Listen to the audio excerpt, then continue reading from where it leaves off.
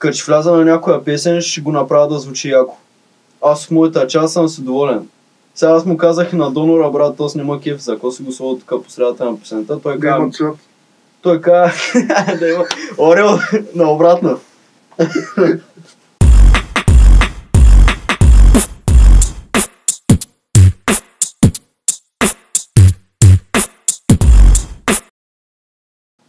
Ева, братле, пак си ми на гости, година и половина по-късно, колко чалут се завръща. Много време. Много време. Как се чувстваш? Как си? Супер съм.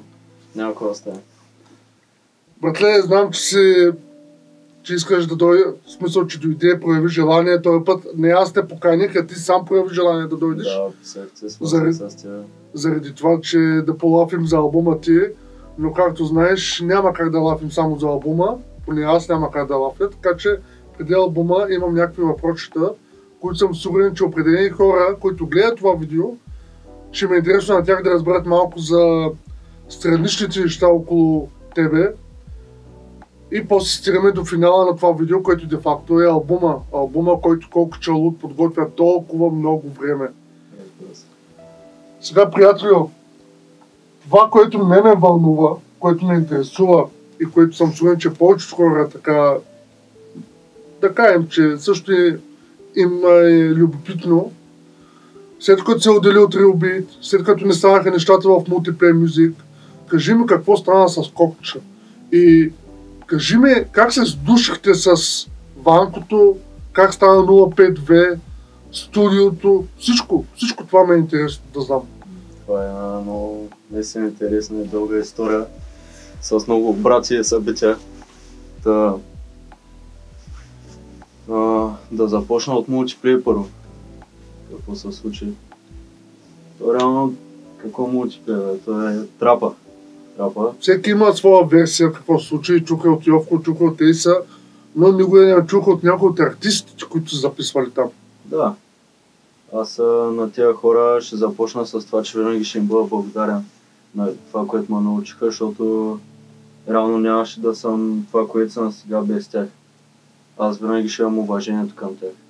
Просто когато имаш някаква друга перспектива за продукта си, да кажем, е време да се отделиш малко, да започнеш нещо свое. Това, което стана е, тези хора ме научиха на много, след като напуснах Real Beat. Отидох там, за да се уча. Отидох там, защото исках да занимавам по-сериозно с музика. И исках да набера опит от някой, който се е занимавал много време. Да се сближа да се заобиколя от артисти, от хора, които са музикални и знам, че мога да взема нещо от тях. И това и се случи. Много време прекарах с тях там и смея да твърдя, че си взех позитивите. Както и негативен, но се стремях да извличам само позитивни неща.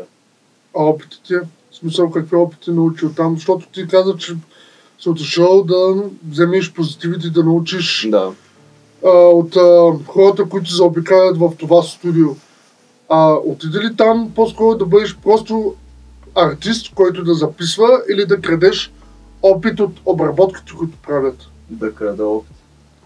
И този нужен опит, който там видя и си преживял и си го минал, успя ли да го откраднеш? Аз никога не съм се опитвал да го открадна. Не, аз го гледам по лошия начин. Да, разбирам. Просто аз им казах на Печи и на Йовко специално да ме научат. Защото аз бях много натъхан. Тогава това да правя музика и да застана зад компютъра и микрофона беше единственото нещо, което ми слагаше усмивка на лицето. И те го видяха това нещо и просто се усетихме. Беше правилният момент, правилното време. И да, научиха ме доста неща, ми показваха, реално ме щупиха цялата перспектива за това как се прави музика. Почнах да уча всичко от начало, наново. И специално Йовко ми помогна много да се намеря един вид гласа, да се отпусна, да се разчупя и да намеря някакси своя собствен звук, различен от другите. В мултиплеер има ли проекти, които си записвал, които най-вероятно няма да чуем? Никога няма да видят бял свят. Разбира се, че има. Който е бил там, има. Добре, след разпадането на мултиплеер или AK Trap House 2.5, какво стана с Кокча? Какво... Усети ли нещо след като това, че не стана там? Усети ли, че по някакъв начин пътят е загубен, защото тези хора, които са ти помогнали, са ти дали опит, са ти дали знанието, са ти дали новия път, изведнъж всичко се проваля и казваш, заставаш на кръстопът и казваш оттам накъде вече. Дали да правя музика, дали занимавам вече стои. Има ли смисъл да го правя? Ами, никога не съм губил надежда. Пък нещата нека да са станали внезапно. Просто всичко се случи постепенно и на как го усетиш.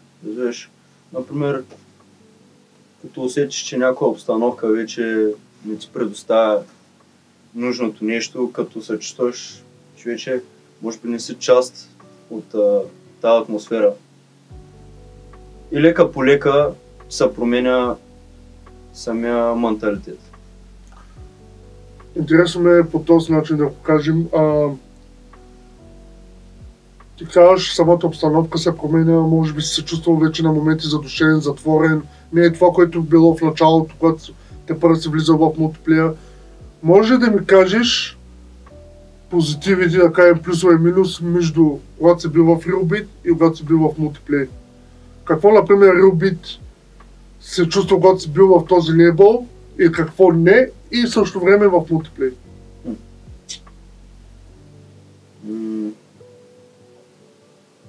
Има и разлика и че бях по-малък, разбира се. Като бях в RealBeat, ще да се опитам да го опиша по точен начин.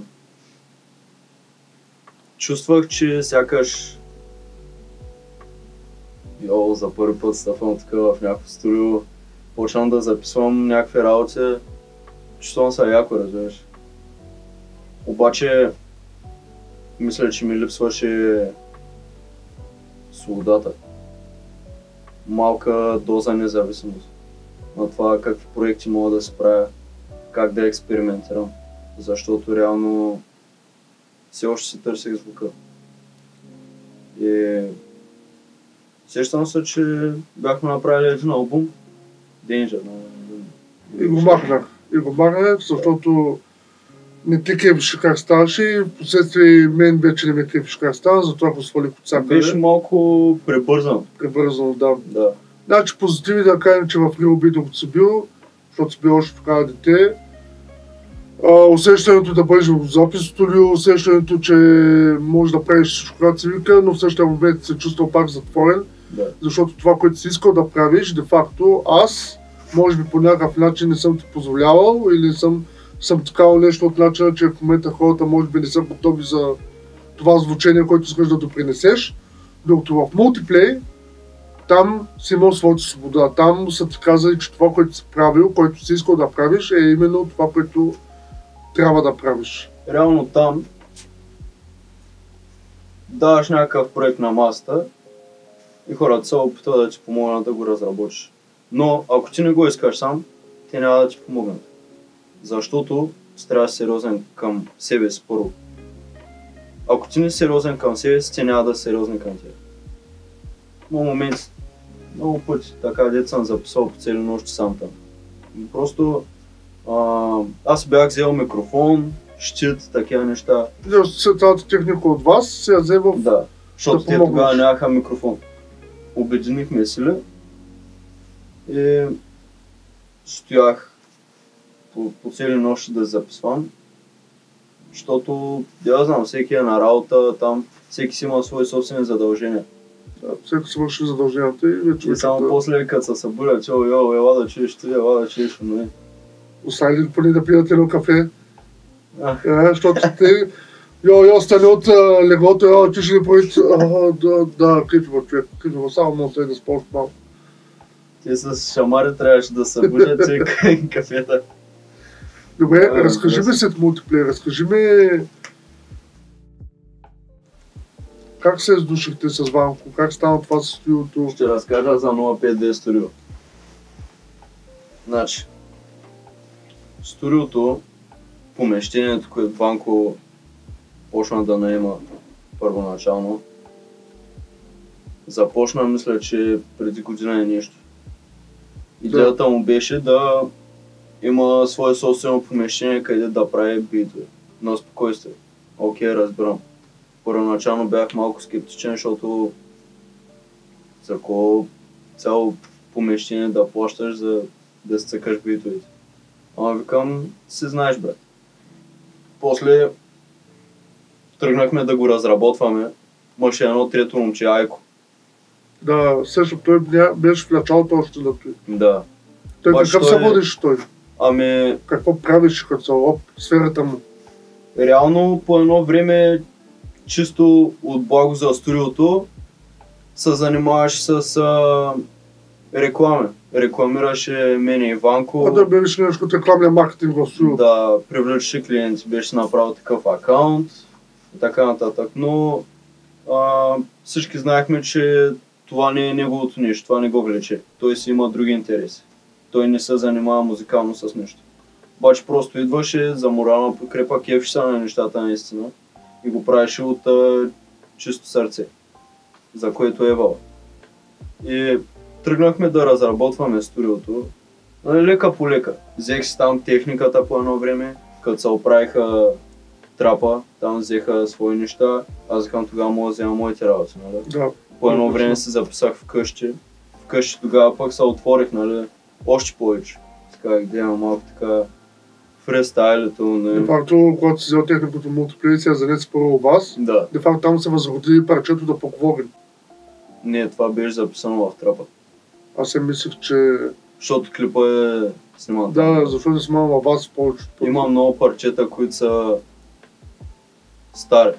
По-стари, отколкото може да си представиш. Да така честно, стари са за нас, но за публиката са нови. Но да. Просто ние когато ги слушаме и знаем когато са били записани, някакси не можеш ние да ги пуснем просто. Да. Не усещаме същия ефект, който е имал преди. Ма и много пъти се е случвало някакви стари парчета да ги презаписвам. Защото нема кефят в днешна дата, знам, че мога да се справя по-добре. Но ми се занимава и го правя. Реално, за да предоставя най-добрия продукт. После реших да се закарам техниката в студиото, за да може да стане за записване. Защото аз как в самотение, тогава мисля, че точно нашите, като се местихме в другия апартамент и така нататък, ремонт и работи, нямах много спокойствие да записвам.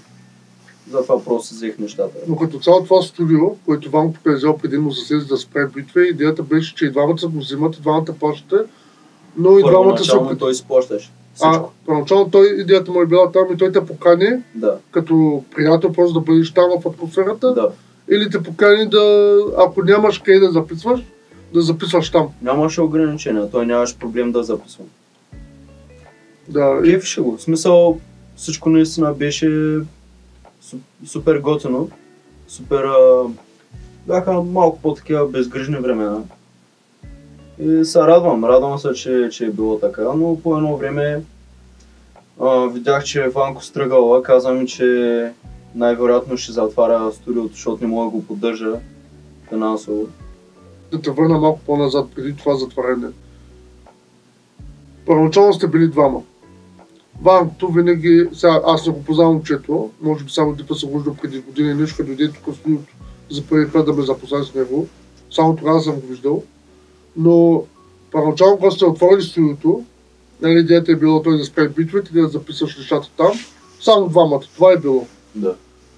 Когато се отвори идеята да поканиш повече хора в това студио, в смисъл, как ти сам се отвори пред тази идея и да да оголемиш това стойност повече хора и повече да работят вътре. Аз не исках да заебавам идеята. Исках да Идеята каква е била? да имаме студио, да имаме нещо свое.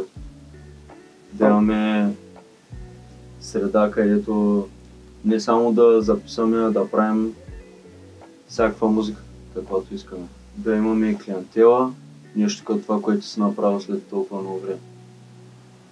Да си го разработим. Как дойдоха хората? Ти ли ги покани или те просто сами проявиха някакво желание? Ами, първо с Борко. Контрола. Съпознахме господин Контрол Шараут. Съпознахме от трапа. Там почнахме да правим музика. До тогава мисля, че нямахме общи парчета, защото не се засичахме.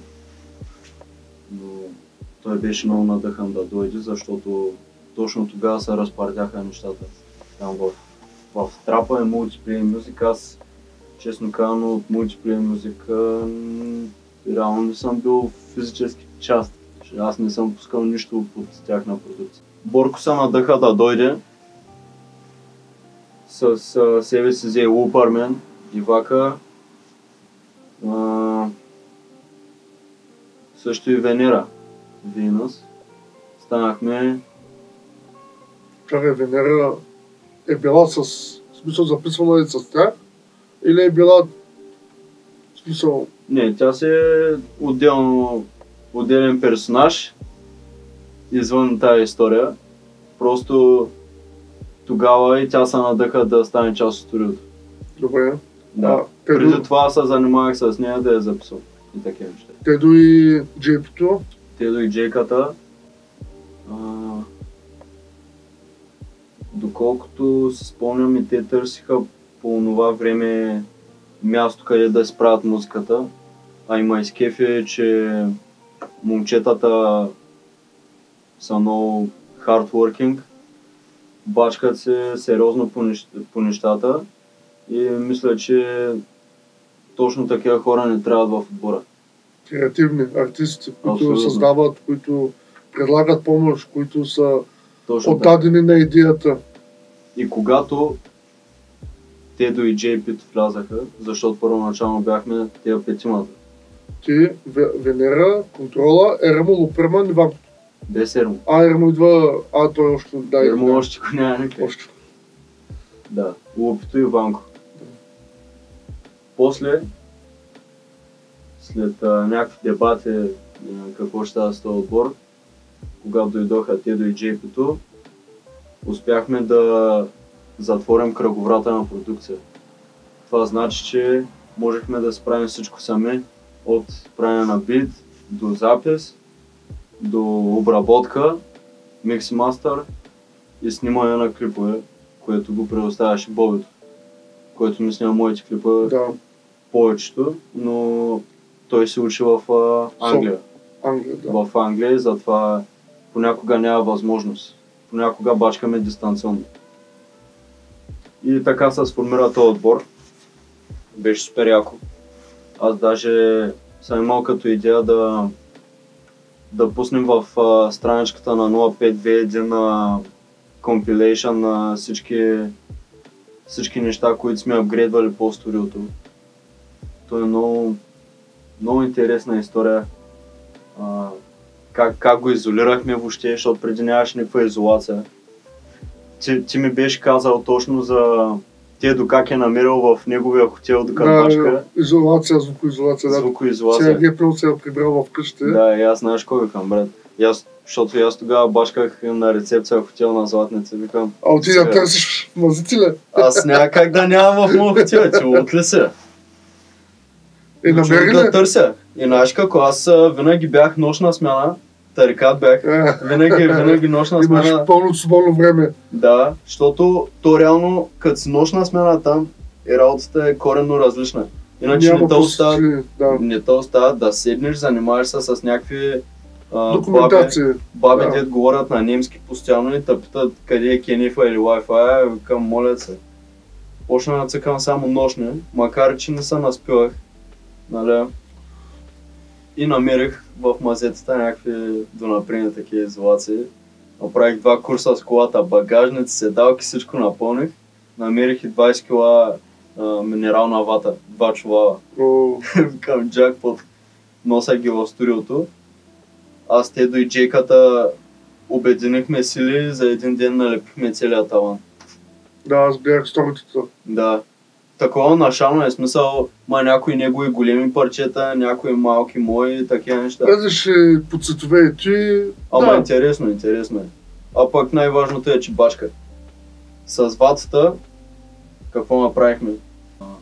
Ванко, мисля, че се свърза с Пейза, защото тогава още бачкаш при него. Даде му някакви потове, тия на ролки големи. Да. Аз направо по едно време просто ги бяхме оставили в ъгъла на студиото и ги буксирах като някаква круша. И така. После се фанах с Венера в Преселци да правим пана за стените. Научих се как се правят, там баща и брати ми помагаха от начало. И в момента студиото е от всякъде изолирано и по стените, което беше супер сеън молд. И да кажем, дойде момента, в който смисъл вече усети ли го повече като семейство, не като нещо, като отбор, като крил? Това, с което хората, които се събрал вътре. Трудно е да се каже, защото нещата ставаха много внезапно. Реално това, за което се кефих е, че като вкарах тия нови хора, не съм ги вкарал аз, като дойдоха новите хора в отбора, почна да става прогрес, който преди щеше да стане за супер дълго време. Ние го направихме внезапно. Тогава определено е било рано да кажа как ги чувствам, но имах добро предчувствие. Това мога да ти кажа. Имах добро предчувствие за бъдещето на отбора. Добре, но в същия момент не си ли мисля, че колко повече хора поканиш да бъдат част от това може по някакъв начин да рефлектира в проектите за напред, защото сега както знам, нали, от JP-то, от контрола, имат си график, кой кога ще ходи в това студио да записва. И де факто тази свобода, която си е имал преди, когато си кажеш, мога да отида сега с 1 час вечерта, утре, когато ти пускам, сега вече не е така. И де факто бъдещите проекти, които записваш, трябва да се консултира с тях, когато те ще записват, за да се освободи време за тебе. Това според мен не е лошо нещо. Това се отнася за мен, както и за тях по същия начин. Когато си имаш някакъв график и, да кажем, ограничено време, това те провокира да станеш по-сериозен и дисциплиниран. Добре, правилно така е. Разкажи ми тогава, след всичко тези плюсове, преживявания, какво стана след това с 05 скандала с Ванко? Скандала.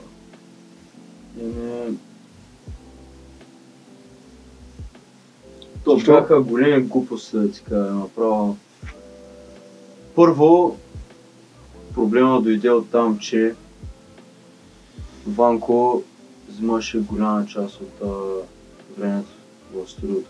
Не винаги, ама имаше едни периоди, да кажем, продължение на 2-3 седмици, където пише 4-5 дни от седмицата, че ще ходи там. И искаше да е сам винаги. Реално усещаш се, че някак иска да се чупи от отбора. Нещо, то се вижда, че не... Ти усещаш ли го така или по-скоро някои от твоите приятели там, артисти са го усещали са да... Аз имах интуицията за това нещо, че той просто не се вайба с тези хора и един вид не ги ще е такова. Ама пък няма опция да е без тях, защото няма как да го поддържа сам. Да.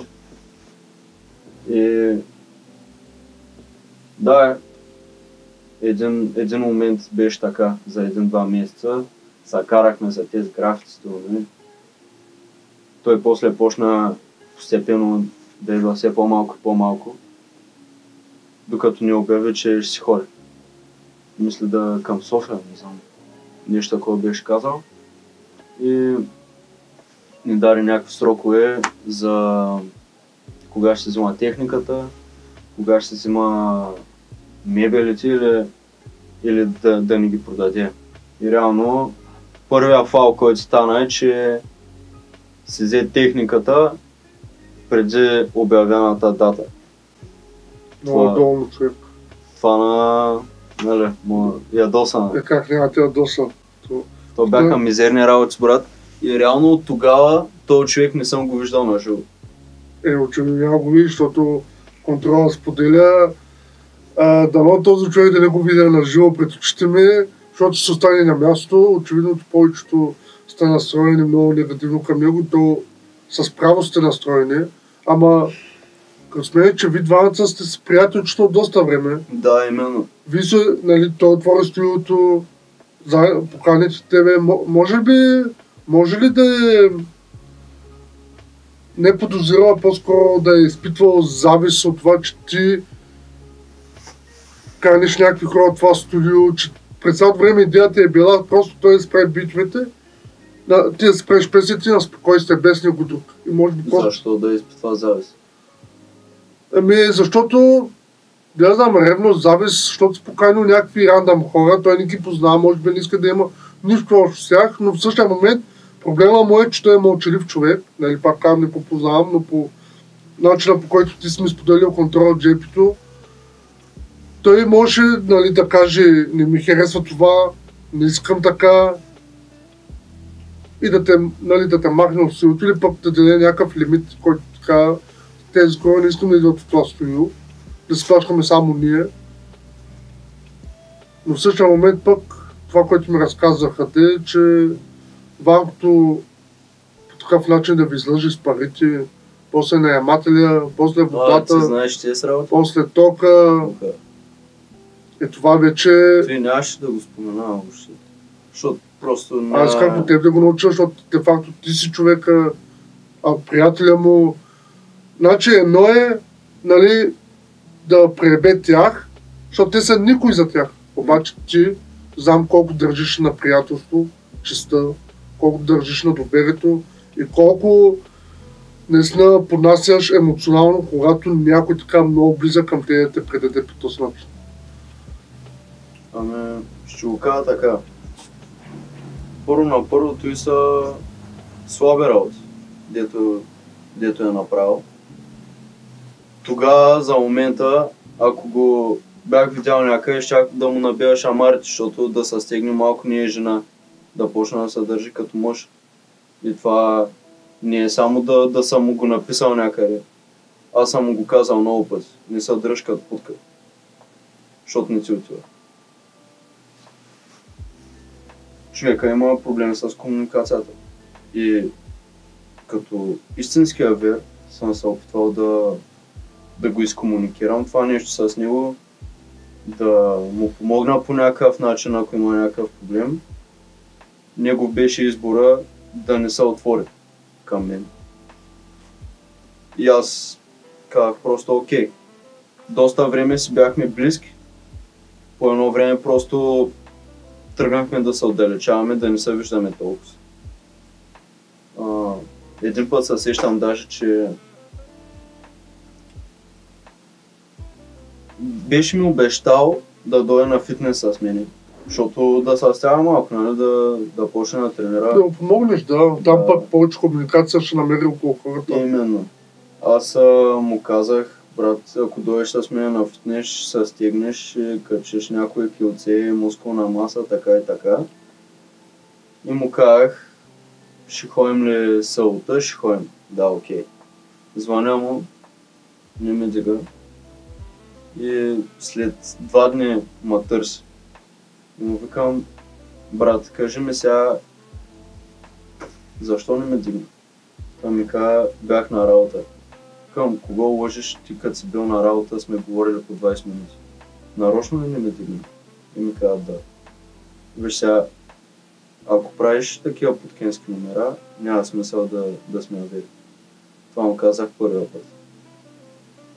И смея да твърдя, че не съм направил нищо лошо на него или на Айко, които си бяхме от началото там. Но те се знаят. Те се знаят. Това е. Какво следва от тук нататък с 052? Какво може да очакваме?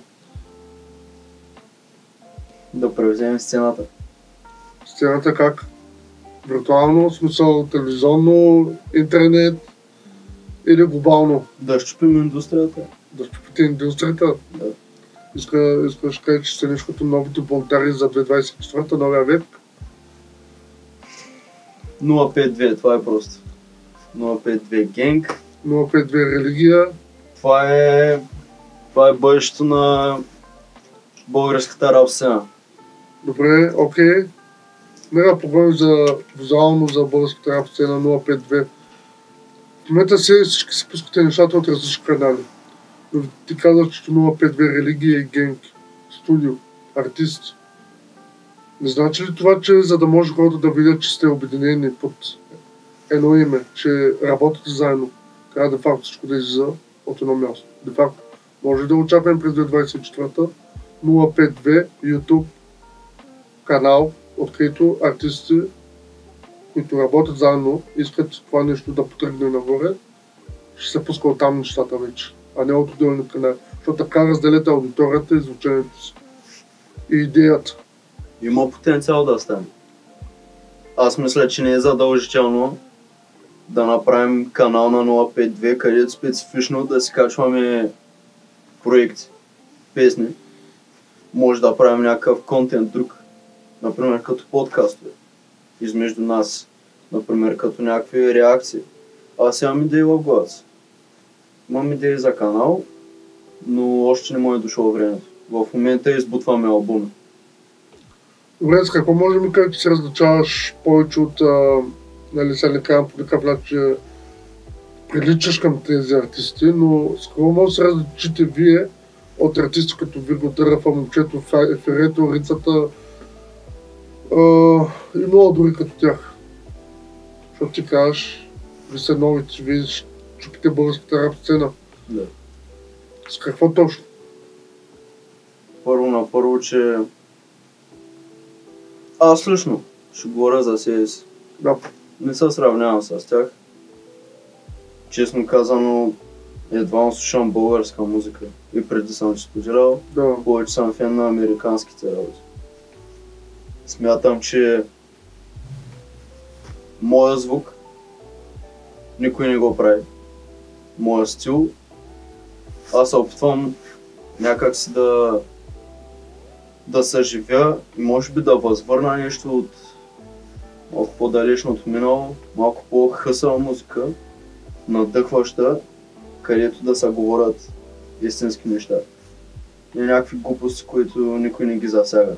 Защото, да кажем, по-популярните артисти, близо до моята възраст, говорят за простоти в песните си. И това, че реално хората им се кефят и ги правят популярни, защото един артист не е нищо без своята публика. Щом такива артисти има толкова публика, значи не мисля, че проблема е в мен, в теб или в някой друг. Проблема е в целия менталитет на народа. То винаги ще е проблем менталитета, защото ти пусна песен, нали, песни като да поговорим, инсайт, да се видим с Венера, песни, които заслужават повече внимание, повече в детайла, повече гледания, повече аудитора, да кажем така. Обаче в същия момент, ако някой някъде пусне някаква простотия, независимо каква простотия е тъпа или той, всичко това заминава. Според теб, как се бориш с простотията? Как се боря с простотията? Да.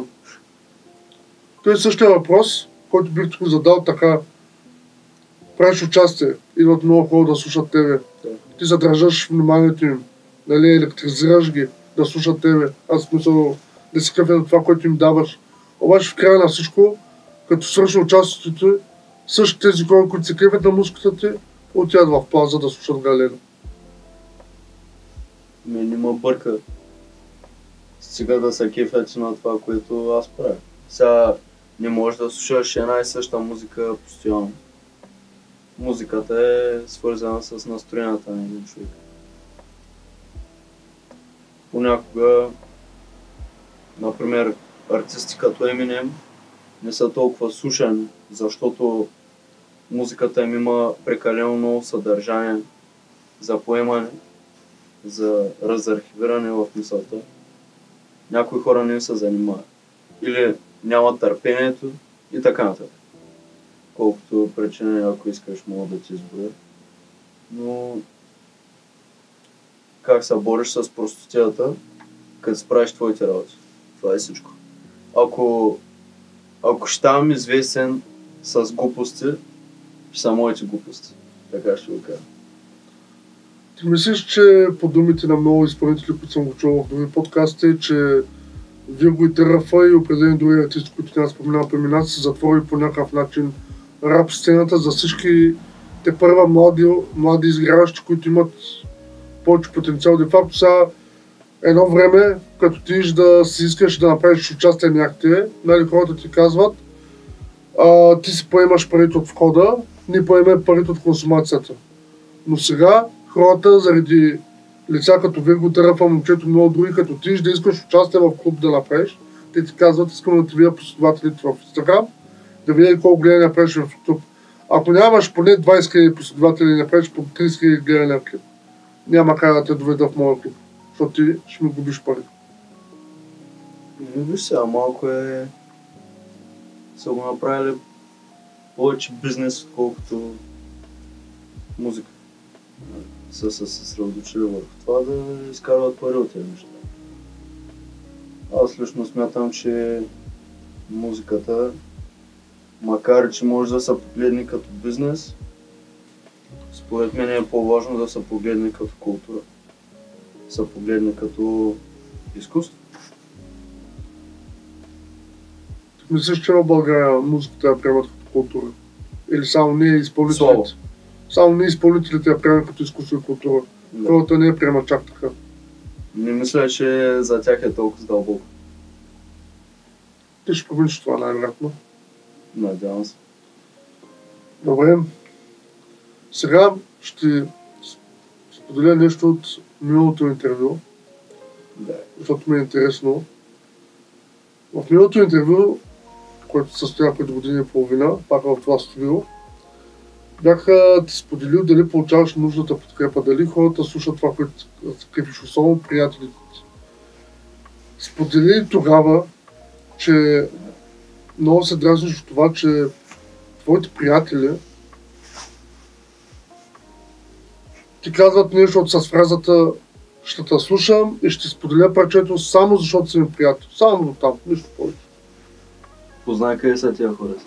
Да, това ще така, сега тези приятели къде са и дали някой така твой приятел пак като го питаш какви са нещата, той така кефя се само защото си ми приятел, а не защото си кефи на музиката ти.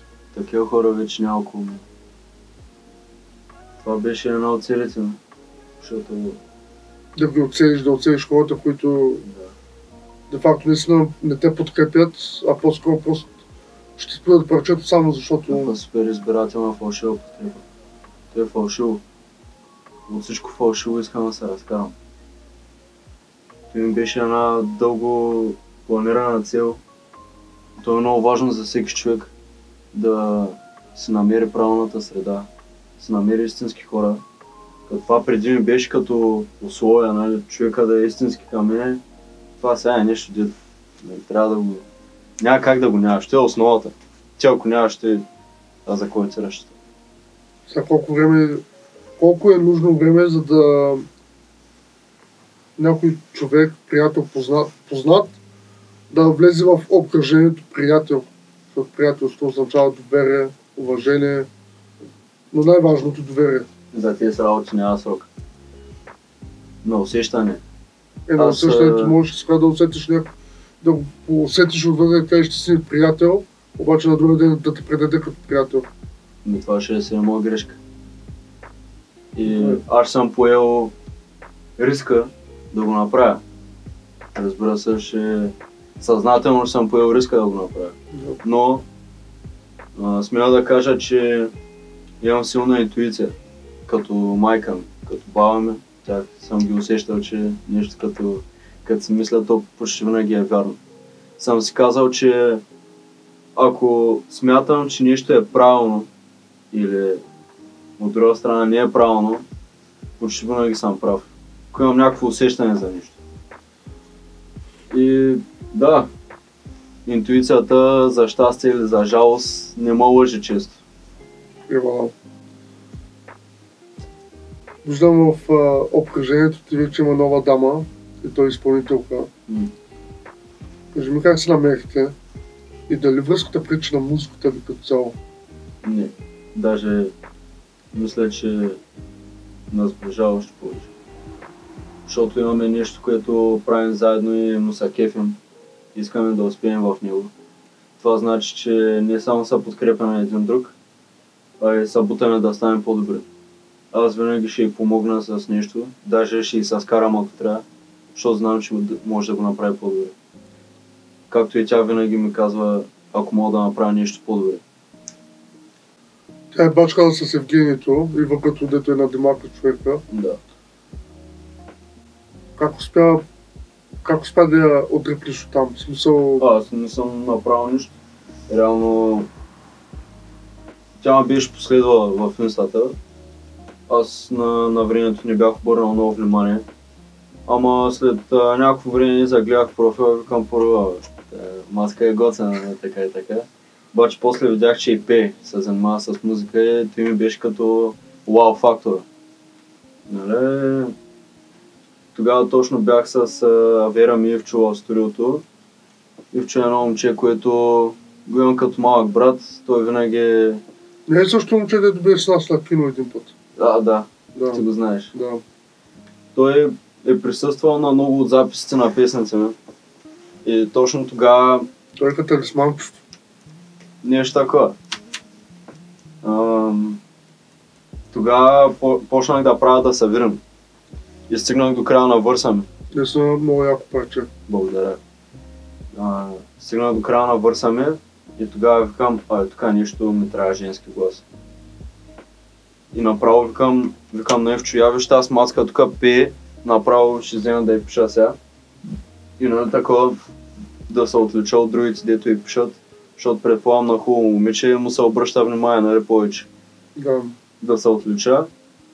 Направо пратих едно клипче. Знаеш, като първо съобщение клипче. Аз по принцип не съм такъв маняк, дето да отива и той да се запознава с хората. Мен с такова, не че толкова ме е срама, а просто не го усещам. По-скоро повечето от живота ми да се е случвало някой при мен да дойде се запознае някоя момиче или така и така. Обаче пък като си го усетя, разбираш. Да. И пращам едно клипче, викам здравей, аз съм Калян, не се познаваме, но така и така, имаме една песен, на която да влезеш. И мисля, че влезеш ако си надъхана, така и така, заповядай. И да, случи се всичко и оттам запознахме. Направихме много яка песен, същата вечер направихме втора песен. Тя е брутална. Се е слушал? Да, ама не да я кажеш имена. Ще се чуи когато се чуи. Това значи ли, че може да очакваме след албумът, който ще излезе евентуално, да започне забъркването на албум с нея? Албум специфично с нея всички песни, не знам. Как ще стане? Албум? Пъта албуми, толкова много песни имам, че просто трябва да ги групираме. Аз имам план за напред. Ама да, ще обясня малко по-в детайл, като стигнем до албума. Сподели ми какво е твоето виждане върху днешната музика и какво според теб трябва да се промени? Има ли смисъл да се променя нещо? Промяната е хубаво нещо. Винаги има смисъл. Защото ако нещата се стоят по един и същи начин, какъв е смисъл от нашето съществуване?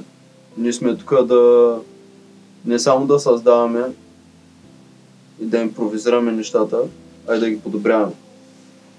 Добре, днешната музика да ти забелязваш как все повече и повече хора нали, от вдъхновение като Джани, като Мърда Бойс, като може би Шунака, може би Близаците, все повече продължават да правят стила на мърдата. И по този начин... Много ми е такова еднотипно ми се струва, особено днешно време. Последните парчета, разбира се, има си изключения за всяко нещо, но повечето парчета, които слушам днешно време, просто са ми супер еднотипни. Не са нещо специално такова да си кажеш, йо, ей, това е хита, разбираш. Не го чувам. И зато и сме ние така. 052-та да раздвижи малко работите. Разкажи ми за ти това, което наистина съм сигурен, че аз съм сигурен, че споделял няма как на твои хора. Какво мислиш за острата критика срещу теб от Дули и Мати? Заради тряка. Бъха те. Чуват ли си? Маняците ми изглежда, че са малко музикално неграмотни, щом говорят така. В смисъл, не знам. Има ли нужда да го коментирам? Просто първо, че не знаят въобще за какво става въпрос, че да го разберат. Слушаш много хора на ден, разбирам, не можеш да се вмъкнеш толкова надълбоко в целият персонаж и имидж на един артист.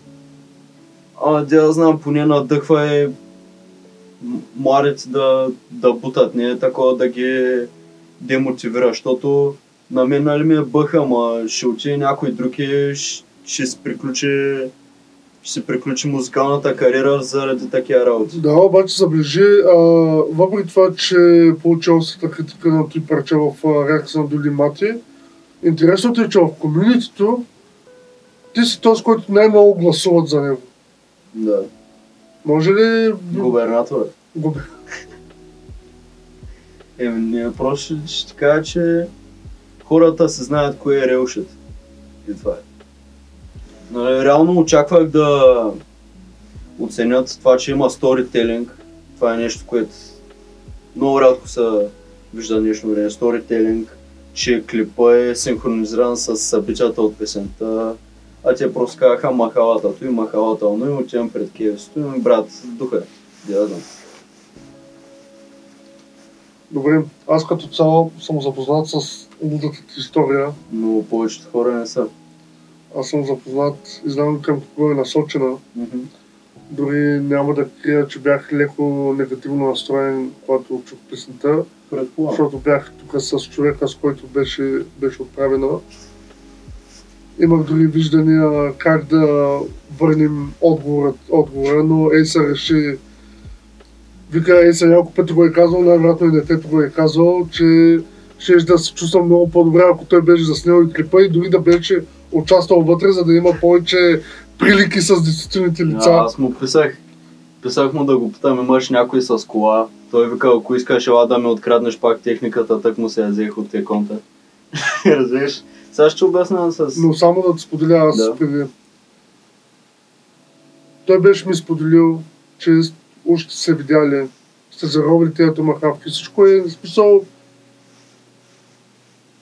Нали, един на друг сте се видели, всеки се е продължил. Стигнали сте някакво общо съгласие. Каквото се е случило се е било в миналото. Тогава защо реши да пуснеш тази хълда история и реши да напомниш пак на определен човек какво е направил, като уж се помирите и получи извинение именно от този човек. На него сигурно му е било бъха. Първо, той не е дистрак. Ето така звучи за хората, които знаят историята. На мен не ми звучи. После трака беше записан няколко дни преди да се случи истинската случка. Това е интересно. Обаче после всичко се случи както се е в песента. Да. Буквално.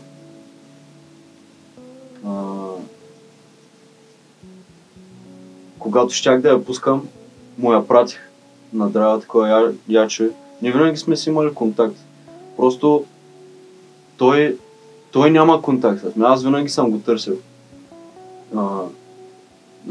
Беше спрял да издига телефона или да отговаря в инстата навсякъде.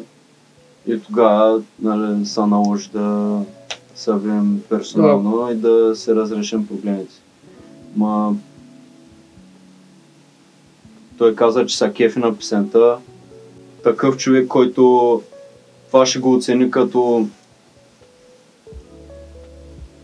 ситуация, която ме провокира да направя някакво яко изкуство, разбираш? Да. И затова той нямаше нищо против. Защото от ситуацията аз правя някаква музика и тото е брутално. Той ми го е казвал сам. Няма абсолютно никакъв смисъл да бифаме за такова нещо. Аз към този човек, той е един от любимите ми изпълнители. Аз имам супер много уважение към него. Shout out Ace. Антигероя. Супер много ме е вдъхновял с идеи, с такова. Направо съм си казал, вау, съм се фащал за главата, като съм слушал песните. Наистина ме удрал в душата този човек. Смея да твърдя, че е един от любимите ми български изпълнители. И е толкова талантлив, че заслужава да е там горе. Там горе заедно с всички други. Просто от него се зависи колко е сериозен към своята музика. Това ще кажа. Трябва да си поговорим пак за джеката. И това е защото джеката беше направил студио, което първо носеше името 052 Варна Генг. И по-интересното, поне за мен, сигурен съм, че твоите хора са го видели, че когато беше направил профил в Instagram, то беше идентично също с вашето. И аз не знаех дали пиша на теб или пиша на него. Но на следващия ден той го смени с Studio Black. И се носи някакъв слух, не знам дали е вярно, но се носи слух, че ти имаш нещо общо с това сменение на името. Че си му се обадил или си му писал, казал се му нещо, което толкова го се е оплашил, че решил да го смени. Не. Като цяло аз с джеката, с Данчо, нямам контакт от доста време насам. Това не значи, че имам нещо негативно към него. Просто така са случили работите. Той за студиото, той не го държи само той, и Фокито. Знаеш Фокито? Ама... Бледно. Момчето, дето обработва, прави битове, дето цика с джеката. Да. С Фокито аз си бачкам често. Правя някакви много яки бенгари на негови битове. И се бяхме свързали, викам, виж сега, брат. Градим се някакво име, и сега нашето нещо. Сега аз нямам нищо против. Бутайте се. Аз уважавам той, че правите своите работи, че хъсълвате. Аз искам да успеят. Аз искам да ги видя как успяват. Защото и те заслужават повече от много други хора. Просто нека да не си пресечаме пътищата. Нали? Така се е случило, че преди сме били по-близки. Окей. Аз честно казвам, все още му следя музиката. Слушам така, какво прави, какво пуска. И нямам нищо лошо към манячето. Да си бута, да си хасала. Това е. Добре, докато беше част от Трилбит и джеката беше част от Трилбит, имахте албум. Този албум някога, някъде ще види ли бял свят? Целот ли се? А не си замислил в някакъв даден момент с джеката да се работиш отново? В смисъл поне за някакъв проект. Имахте си енергията, когато записвате заедно. Още от малки такива като те, Варна Худ и още други драко, които няма да чуем. Но се вижда, че между вас енергията е голяма. Не си ли мислил да направиш? Или викаш, вече стиловете са доста разграничени, аз се движа по един начин, той се движи по друг. Да са разграничени, чак няма, просто не го усещам, разбираш. Защото преди, не знам дали може да се нарече, че сме имали енергията, по-скоро може би го усещах повече като надпревара. Да, виж, като говориш за надпревара, имаш странното чувство, че в даден момент тъс надпревара продължава да се води. Например, ти правиш нещо, а той се опитва да направи по-добро от това. 0-5-2, разбрахме вече, че де-факто няма нищо такова, но все пак ти когато реши да направиш 0-5-2, той реши да направи той 0-5-2.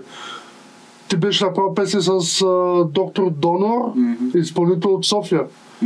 Седмица по-късно той прави песен с доктор Донор, като записа е направен, не знам сега, в тяхното студио Плък, клипа е направен от шефа, де-факто апгрейдва като качество много по-добро от това, което вие бяхте направили. Да. Мислиш, че по някакъв начин се опитва да се конкурира с тебе? Да докаже на другите, че де-факто той може да направи същите неща, с които ти правиш, обаче 100 пъти по-добре. Ако аз също съм конкуриран с него, да, обаче ако аз не се състезавам с него, това значи, че се състезава единствено със себе си. Аз буквално нямам никакъв филм и си гледам моите работи. Сега, например, направили са двамата песен, нали? Ясното е, че няма как да стане за една седмица, нали? После да пуснат една след мен. Лафили си, поддържали са някакъв контакт и са забъркали нещо. Това, че са свързали да направят някакъв хубав качествен клип за, не знам, 500 лева. Ево! Нека да има контент, нека да има музика. Аз с Донора имам още едно парче от албума. Теле? Да. В албума ще учим най-вероятно. Разбира се. Добре. Имам 5 въпроса, които са ми зададени към мене от YouTube абонати, които са си дали реакцията ти в Долимати. Успях да се свърша с тях, да им задам, нали, ако имат нещо, което ги интересува главно към тебе, защото ще провеждам интервю с тебе. Стреляй! Един от тях е One Ticket For и той казва: защо копираш песента и заглавието на King Von? Ако си мислиш, че така ще забележат, доста грешиш. Вместо това, защо не правиш нещо, което да е съвместимо с техния начин на стил, на музика, но да се откроява? Дъфа? Аз много не разбрах за ебе. Така, значи, ако го погледнеш повърхностно, изглежда да. Аз не крия, че се вдъхновявам от артисти като King Von. King Von, Lil Durk, не от любимите ми артисти. Моят стил наподобява техния. Това му е интересното, че България няма такова нещо.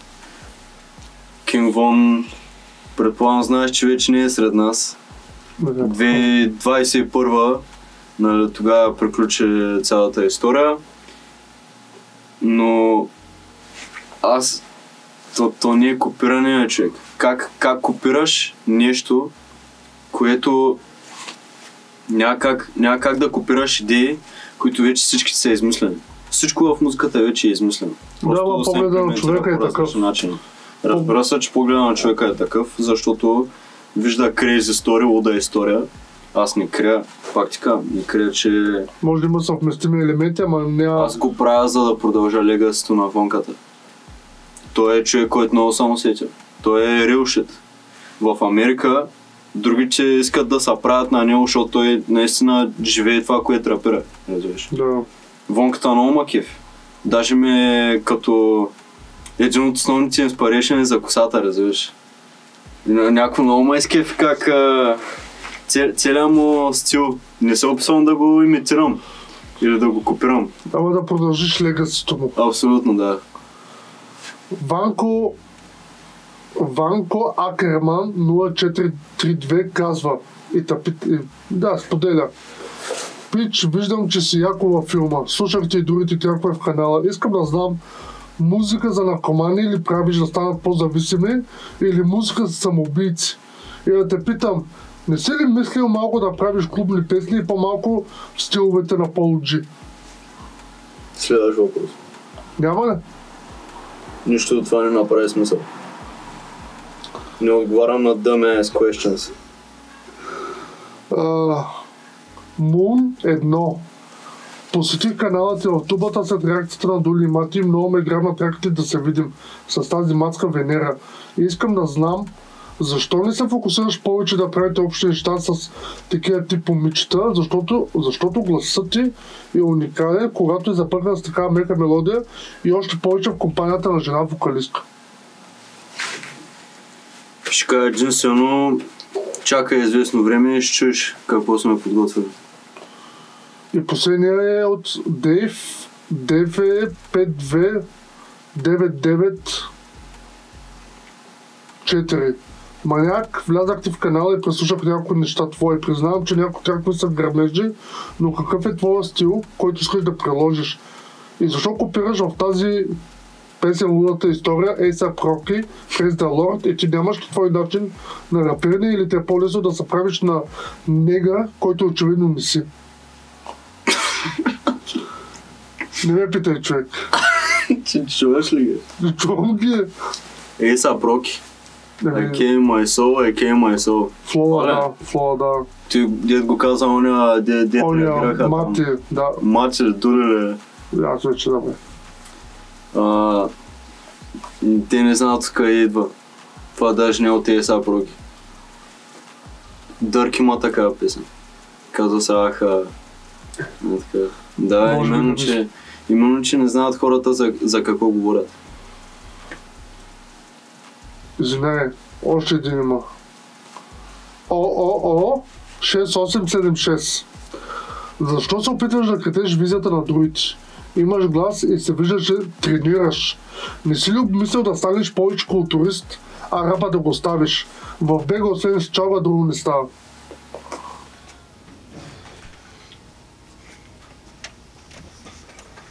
Значи, остави на мене да го преценя. Ти ще ми кажа. Знам. Ти не си подготвил за такива въпроси. Особено зададени от абонати, човек. Къде ще тръгнал да ме питаш, не мислиш, че е по-хубаво да направиш ти и да заебеш другото? Кой си ти, че да ми кажеш? Слушател си ти гледа, очевидно е видял лудата история, решил да каже, дай да вляза в канала му, да видя за какво става. Именно, че е слушател, а не е говорител, да слушател, не? Добре, и въпроса на въпросите. Албума на Kokcha Lutz. Его. Разкажи ми за албума, кажи ми колко тракове може да очакваме, какъв е замисъла за този албум, колко време беше да се подготви този албум. Посланието, което искаш да предадеш, или ще чакаме, когато излезе и да ги преслушаме, сами да кажем. И его, има ли нещо зад тази дума его, някакво по-голямо значение, просто от 3 букви? Ще започна така. Давай. Албума представя една крайност на характера ми. Представи си го като един лирически герой, който изобразявам чрез песници. Този характер може да си го представиш нещо като герой от Marvel, DC Universe, такъв тайпшит. Да.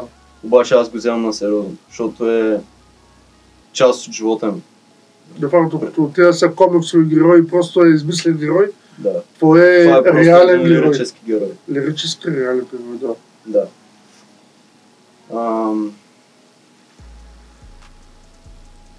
Този лирически герой до сега ми служише вярно, но мисля, че е време да продължа напред с нещо ново. И с този албум аз описвам тази моя крайност, защото последните 2-3 години аз свикнах да съм на много мрачни места ментално. И тази мрачна енергия, силна мрачна енергия, тя за мен е красива и мистериозна също. Защото тя представя един образ, който идва за главите на всичките, идва за отмъщението си, идва от сенките, за всичките хора, деца са го заебали и не са вярвали в него. Той идва със всичка сила идва да се докаже на света, че е достоен. И този албум е именно това доказателство. Обаче, когато нещо обсеби толкова много в ежедневието ти, то става тежест. Нали? Да. И наскоро осъзнах, че е време да продължа напред и да затворя тази ера в моя живот един вид. По този начин приключвам вътрешната война със себе си.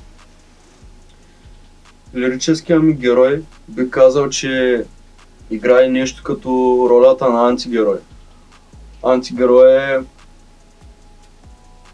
баланса между зло и добро. нещо такова, да. Играе добро, но Не играе класическата роля на герой. Реално, това, което пева в песните ми, че сам ще чуеш, не са лоши неща, но имам грешните мотиви. И хората, които са ме предали, изоставили, иронията е, че точно те са ме направили такъв. И това е един период, според мен, който няма как да избегнеш, ако искаш да се усъвършенстваш, да продължиш напред, да станеш по-добър човек. Това е един период, където трябва да приемеш много грозни истини за живота. И момента, който осъзнаеш, че просто така бачкат нещата, се освобождаваш от това нещо. И това лично за мен е албум, който бих си пуснал на тренировка.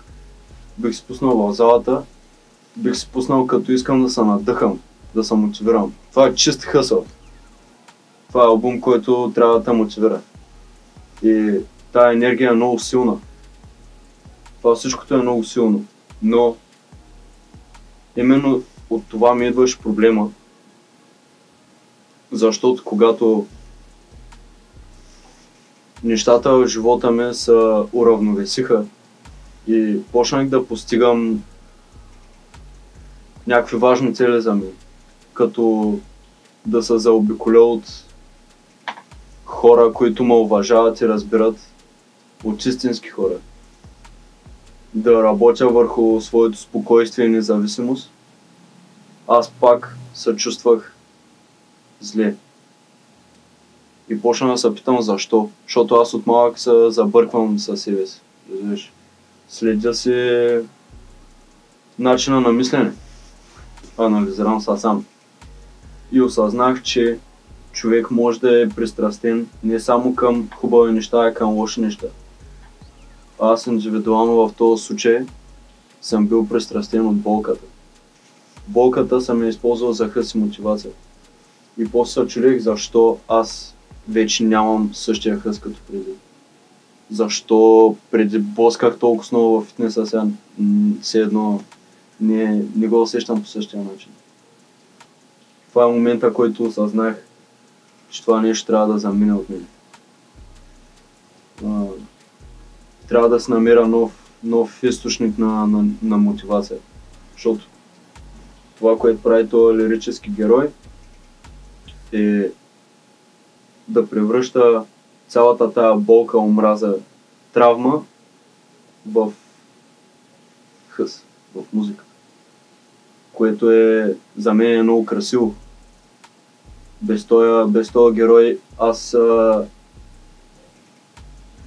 нямало как да продължа напред без него. Но мисля, че той си изигра вече ролята в моята история. Направо докато разказваше, почва да си го представям как. Забърках ли те? Да. Но мислиш ли, че това, което ти сподели, което ти сме доста искрено, доста истинско, наистина е много поучително, много да му дадеш малко храна за мисъл. Мислиш, че хората, поне повечето, които вече имат албума, ще го слушат, дали ще разберат, че става дума за той? Надявам се. Надявам се също да усетят транзишъна измежду песните, защото подредбата им също си има значение. Как лека по лека си променя менталитета и се подготвям да премина тая граница, да се пречупя. И да, като цяло песните са 14 официално. За всеки, който си закупи диск, ще има още една 15-та. Единственото, което ще кажа за нея е малко по-специална песен, защото е с един от любимите ми изпълнители, от който се вдъхновявам. Хората, които имат физическото копие, ще могат да чуят. Тя няма да се пуска никъде по никакъв платформа. Добре. Защо его? В смисъл, има ли някакво значение за трите букви? Има ли нещо, което откроява цялото име? Като мислиш, че е като съкращение? Да, това ли му да. кажеш? Не е съкращение. Егото е его. Егото за мен е... Да, егото ми е интересно. Ти ми разказа за албума, за какво се читава егото. Ами... Това е нещо, което ме избави от много гадни Моменти в живота. гадни моменти в живота ми.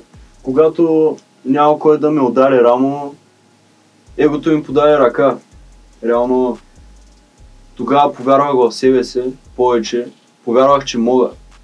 Когато никой друг не ми повярва и ме заеба,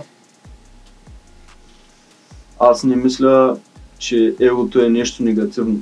Защото има разлика между токсично его и между здравословно его. Егото ти помага да си поставиш границите и да се разбереш цената. За мен егото лично е стремежа да стана по-добър всеки ден. Всеки ден по-добър всеки ден. Това е. Са слухове, сега не знам доколко са верни, но вече ти ще ги кажеш, че албумът ти по-скоро е насочен като диск срещу определени изпълнители в Бургас. Де факто дисваш. Има ли нещо такова? Има ли нещо истина в това или... Дисвал съм хора. Мен ма кеф такова. Е така, днеска не съм го слушал или слушам едно парче, не ме кеф, ще го дисна. Не е баш те. Има си причина, ако съм диснал някой, ама... Да знам. Толкова да ме е издразнил такова, че да го дисна, имало е такива случаи, да. Сега, например, има някои песни, деца по-стари в миналото, нали, както споменах по-рано. Да. И да кажем, сега не бих се изразил по същия начин. Може би не е толкова крайно. Обаче пак точното има интересното, че е по-контроверсално. Че е по-крайно. Защото именно се опитвам да изразя тая моя крайност. Та, не си го представи се едно, аз говоря всичко, го имам на предвид в песните си, че изразявам този глас на егото вътре в мен. Така ще го пиша. Добре, албумът ти, траковете, къде са записани, мастерирани, обработени? 052. Обработката е на JP Savage. Битовете? Битовете имам доста битове на Ванко, на Дидо. Ето е бачкал с Мишел. Ти го знаеш? Да, Апостол, мисля, че бе, Да. Апостол, да. Дидо... един маняк Радо Атанасов, който време на време идва в студиото, той свири на китара, се включи на... Видях го на едно стори аз, с Да. контрола и... Да. Добре, този албум като го запусне, това значи ли, че след вече новата година ще чуваме нещо по-различно от това, което сме слушали до сега от тебе? В смисъл еволюция. Затваряш старото, отваряш нова страница.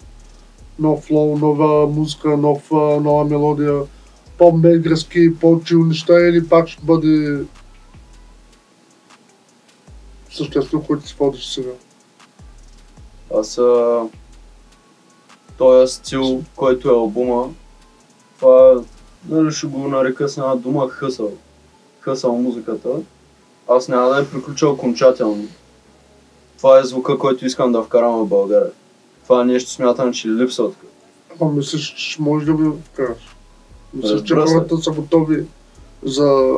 И да не са готови, ще станат готови като го чуят. Въобще не ме интересува. Ще вкарам нови работи.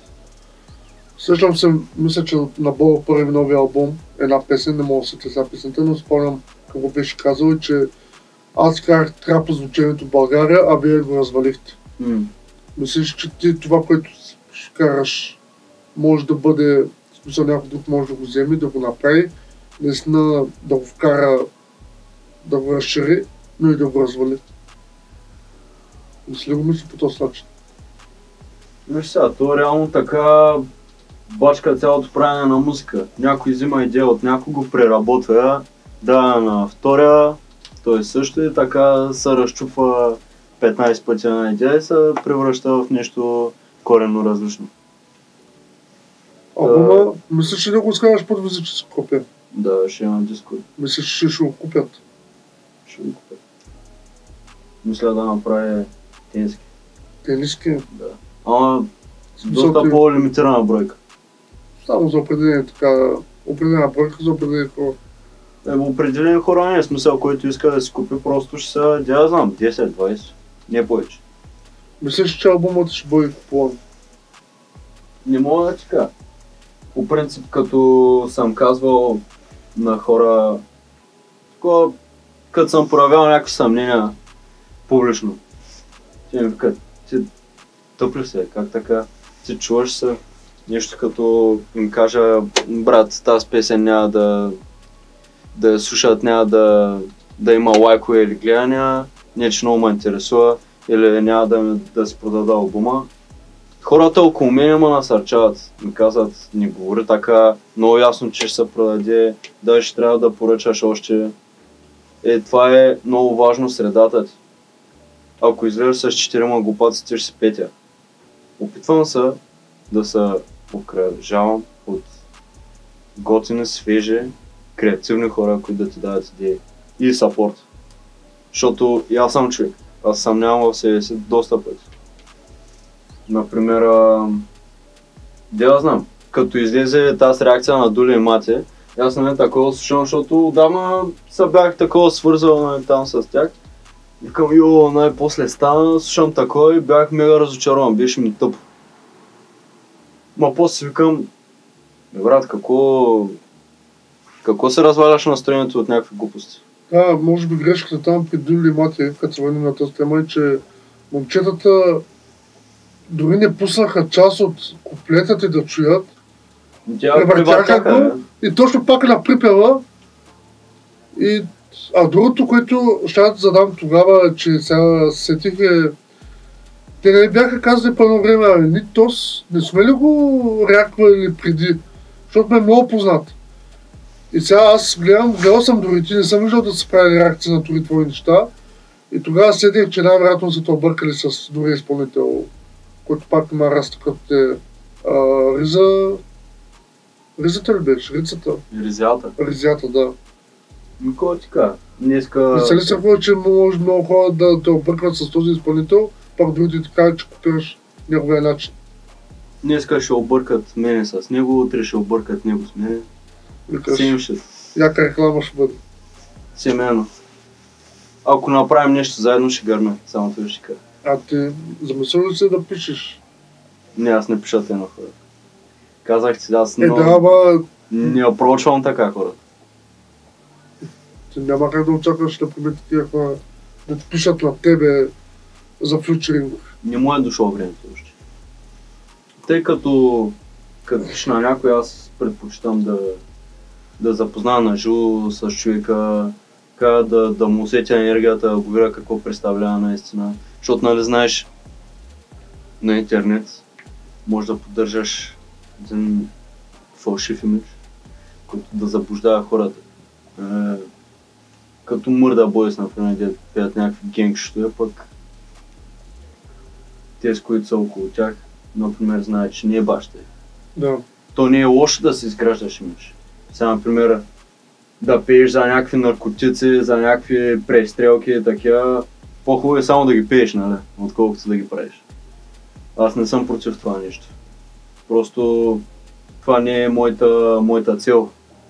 Защото аз се опитвам да оставя някаква част от мен в музиката, някаква истина да вкарам и да оставя послание на хората. Може би послание, което ми е липсвало на мен да го чуя на времето за някой друг. Разбираш? Да. И да, това е. Ще ги зачукам хората от първите 2-3 изречения, ще разбереш какво става в албума. Каква ми е целта. Албума с кой може да чуем вътре албума, освен тебе? С които са фьючерингите? Тедо, Контрол, нямам контрол, се пише вече, Боркича, Доктор Донор и Джимито. Джимито, дето на Да, 9. сетих се, да, Джимито. Ние отдавна имаме една песен заедно, дето така и така, колко пъти ще я презапишем. И я включих в албума, защото ма кефи. Май, я чай да бе, с някой друг имаме. Рейза също. Някой друг имаш ли бе? Дева пак забравя. Те са толкова много песни, дай Доктор Донор, дето Доктор Донор. И Петро щеш да влиза, Еса също, ама не се получиха работите. Нищо, някой друг път. Кажи ми за начина, по който предостави на хората за албумът графитите. Както дойде идеята за това. Много екстравагантно така ми дойде аз за да видя с графити, колко време ти Изкефи ли са? Да, изкефих са. И после тия видеопослания, които пусна... Като ликове, като снипети такова. Да. Да заребя малко хората, това ми беше идеята. А графитите беше ми дошъл от преди месец и повече идеята, като ми е готов трак листа и като обявя вече цялото движение за албума, да го напиша на графит, защото фаща окото, защото е някакво готино, някакво различно. А къде може да го видим този графит? В Чайка. В Чайка го направи. Подлез? Не, на един блок. Так му беше такова свежо боядисан на ново в бяло и аз пак го нацваках. Сега поне хората знаят. Да. Като минат, ще се чуят кой ти, поне в Инстаграм ще го видят. Отдолу сложи ли Инстаграма си да те последват? Не съм между другото. Няма значение. Добре, албум правиш 14 трака, 15 трака, като купят албума ще разберат. Като цяло, виждаш ли перспектива да правиш такива неща? Мислиш, че хората ще ги по някакъв начин ще ги заребиш, а тези, които няма останат заребени от албума, какво гониш като цяло в албума и към хората? Ще го кажа така. Преди целият този албум, говорим за Real Beat, за трапа, за... Аз просто шанех. В смисъл нямах някаква определена цел, просто си продължавах да справя музика, защото ма кеф. Сега се чувствам като мено на мишън. Човек с мисъл. Човек, който има определена цел, дето гони. Който не остане впечатлен, няма значение. Важни са хората, които ме усещат. И един от въпросите преди, от старите въпроси, дали имам подкрепа от хората около мен. Да, получаваш нужда да подкрепа.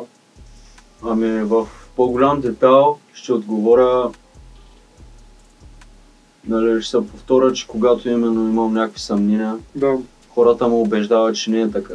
Това е много важна част от процеса. Защото понякога, когато сам се изгубваш, lost in the sauce, lost in the process, много е важно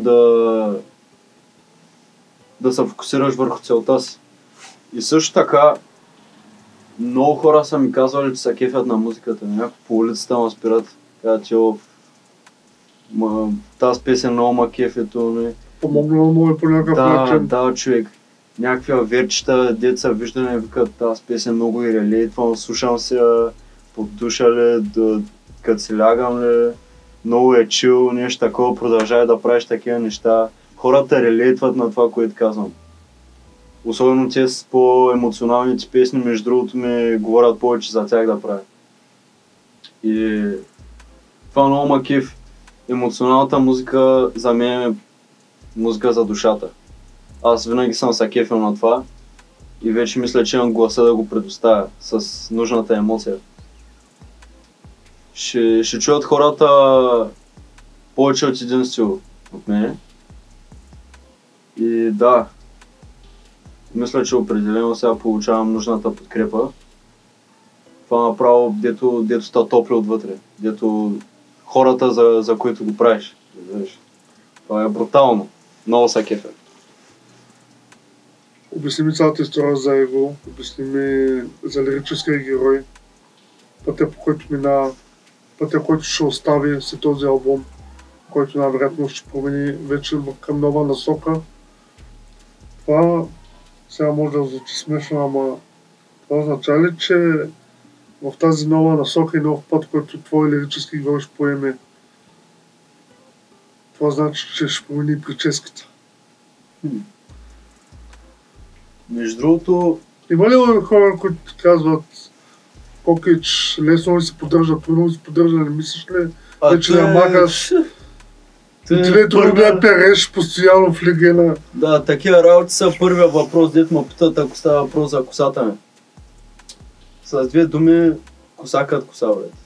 На моята глава не е, на твоята не те притеснява.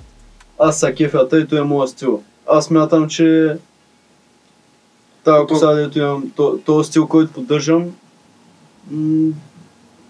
много хора не могат да го рокват, разбираш. Да. Някои хора, да кажем, ако имам някакъв конфликт с някого, ме подиграва, че като нещо женствено или някакви такива неща, докато аз просто го виждам как неговото отношение е отражение на това, което той изпитва отвътре. Той изпитва някакво insecurity. Да, аз според мен виждам, че ти го правиш, защото по-си различно от останалите. Нещо ново, което не много хора биха си го направили. Именно. И може би няма трето... топките да го направят. И третото, което поне аз мислята и не повечето е, че по този начин уважаваш легасито на Кинг Вон. Това не е нещо пряко към Кинг Да, Вон. ама музиката и прическата, не че копираш, ама легасито като от човек, друга държава. Инспайрнал съм се от него. Да. Много съм се изпарал. Аз му слушам албумите, постоянно му слушам музиката. Даже, да знам, се опитвам да му фащам фоловете. Нали, анализирам той как влиза. Много ма кефят хора с енерджи в гласа си. И той има това енерджи, дето аз търся този хъсъл. В България има ли такива изпълнители, които носят същото енерджи като тези изпълнители, които ти... Да, определено. Опитвам се да се линкна понякога с тях. Например, това значи доктор Донор ма кефе. Плюс, че има лирика, има енерджи. Аз в трака ви чух още един изпълнител, но той го нямаше визуално, само той. Кой е той? Че го знае. Аз мисля, че с него нещо да са забъркали. Не, той е някакъв маняк от Англия, ама е някакъв черен. Ма той въобще има кеф както да. Аз не знаех, че той въобще ще влезе и някакви такива. Ти в последния момент вече като... Викам, брат, гостай. Като ще направя нещо, нали ще се вкарам. В смисъл, като ще вляза на някоя песен, ще го направя да звучи яко. Аз в моята част съм си доволен. Сега аз му казах и на Донора, брат, то снима кеф, за какво си го сложил тук по средата на песента. Той каза, да има Орел наобратно. Окей. Ама той ми каза мен ма кеф и аз викам, ти се знаеш, брат. Той да. Ако проектът е бил неговия, да. Сега, например, Energy в гласа, дед говорим. Пример някакъв маняка Димов. Той е да знам, той е някакъв много... Много приличават като българска 6ix9ine. Да, между другото. И гласа и... Да, такъв тайп ще. Като цяло, големи прости лафи. Да, ама пак успя да пробива бързо в музиката. Да, ама нали знаеш, че бързия успех гради его. Бавният успех гради дисциплина и търпение и смирение. Нали. Маняци като Димов, ако направя песен с него, няма какво да стане. Няма да изградиш, по-скоро ще деградираш в звучението му. Ще деградирам в звучението. Брат, дай ми един бит, дай ми един фит на Димов, да го скъсам на неговата песен, те ще го кажа. В смисъл, просто мога да знам, че съм способен на това. Знам, че имам способността и уменията да съм със същата аудитория като тия хора. Това, което ме дразни като цяло по темата е, че има някои изпълнители, които получават супер много внимание, популярност и на теория аз никога може би няма да получа същата аудитория като тях през живота. Може би ако почнеш да правиш като техните неща. Да сложиш газове, да се подмазваш, да почнеш на птиците, балончетата. И нали, той пак се до менталитета на самата аудитория, народа и всичко, но това, което искам да кажа, има много хора, които заслужават същия успех, ако не е повече, но може никога не го постигнат. Това е единственото, което ме дразни, защото смятам, че познавам много по-талантливи хора от тези, които са популярни и много по-трудещи са хора, просто които нямат такива възможности и не са се здобили с такива контакти, да кажа. Защото в днешно време почти всичко се опира до какви хора познаваш, в какви среди излизаш и така нататък. И нали, едно е като си някакъв underrated изпълнител и аверите ти казват, да брат, ти заслужаваш за си такова, нали, те усещат и те валидират като качествен изпълнител. Обаче като получиш тази аудитория и с тези гледания, хората, ако ще е подсъзнателно, много се влияят от шибаните числа, човек. И като направиш някаква голяма аудитория, първо, че идва една като фалшива любов от някакви хора, да кажем от миналото детството, заебали могат да се върнат да ти кажат, о брат, кой става да ръбъра, обаче идва и едно такова като висше признание. Тоест вече те виждат по друг начин. Ама ти ще ги приемеш ли обратно също тези хора, които не си даде вярата и подкрепата тогава? Мисля, че ме познаваш достатъчно добре да се отговориш сам. Да, но ти по-рано каза, че за да успееш, трябва да имаш нуждите контакти, трябва хората да познават, трябва да направиш неща, които... Нали, това бе другия въпрос, който е де факто, че ти в момента правиш това, което на теб ти харесва, което го усещаш, но не си ли мислил да правиш нещо, което де факто публиката харесва, слуша? Както, нали, сега няма как да не дам пример с него, ама с Виксана. Той е почнал с махленския рап. Махленския рап, тревичка, всичко такова. Той имаше винаги стратегия какво искаш да прави, но проблема е, че нямаше как да го направи сега, защото нямаше нужда да аудитория, нямаше нужда от контакти. Сега вече, когато има аудиторията, гледанията прави, дори на година да пусне по едно парче, знае, че е 1 милион гледания в Spotify, YouTube, всичко му е осигурено. И когато той е до момент, в който вече той е минал тези лимити, той вече може да проповядва, както се вика, своята религия, своето нещо, което е искал. Да, и като направи една емоционална песен, всички са като вау. Да. Пък аз стои нещо го слушам всеки ден от 10 различни човека, дето просто никой не ги знае. В края на деня, каквото и да кажа, аз съм просто един никой за повечето хора. Да, но не си мислил, че това се дължи на факта, че като Планета ТВ, те си има структура, има си компания, има си затворен кръг.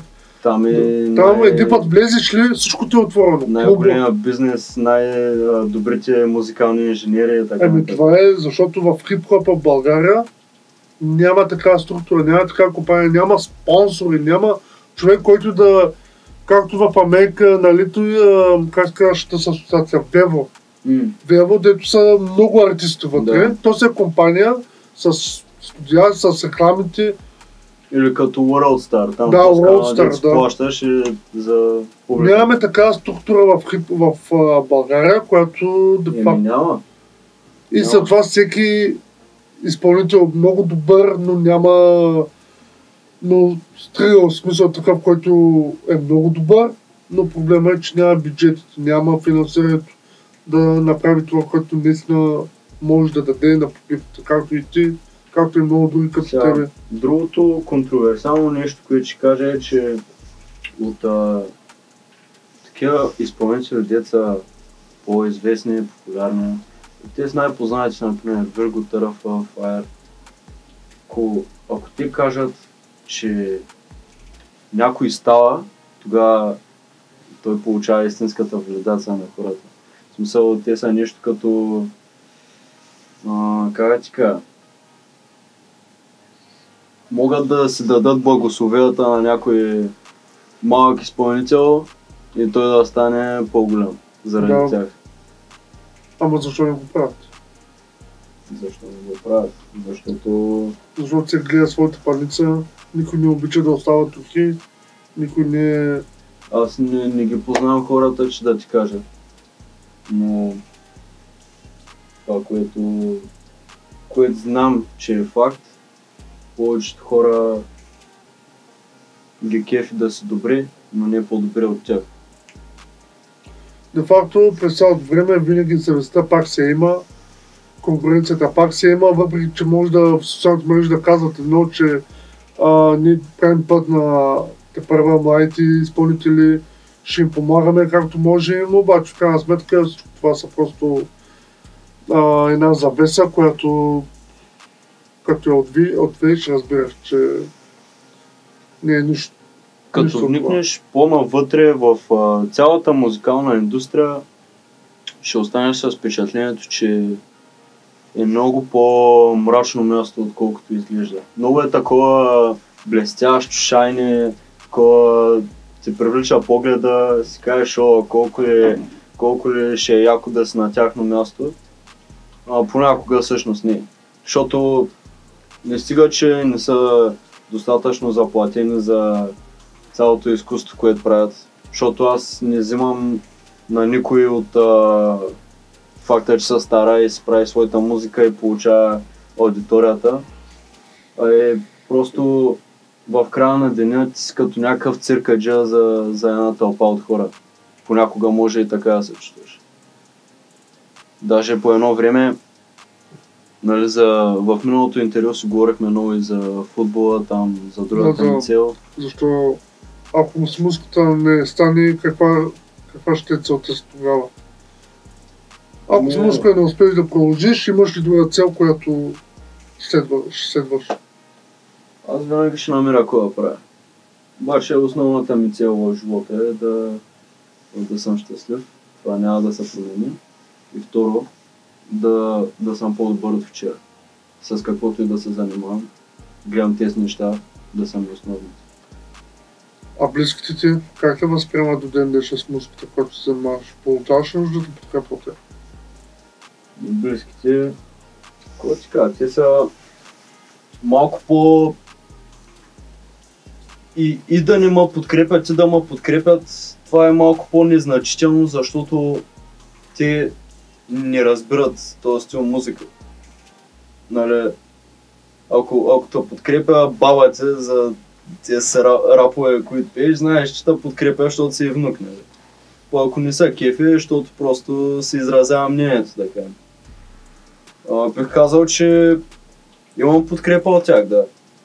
Имам подкрепа, но в същото време не мога да очаквам нещо вау, защото те не схващат целият мувмент, не схващат цялата идея, колко се вкарвам в тези неща. Като излезе албума, ще му дадеш ли едно копие на тях? Е много ясно. Да видят цялото старане в една опаковка. Добре. Какво може да очакваме от Кокче през 2024?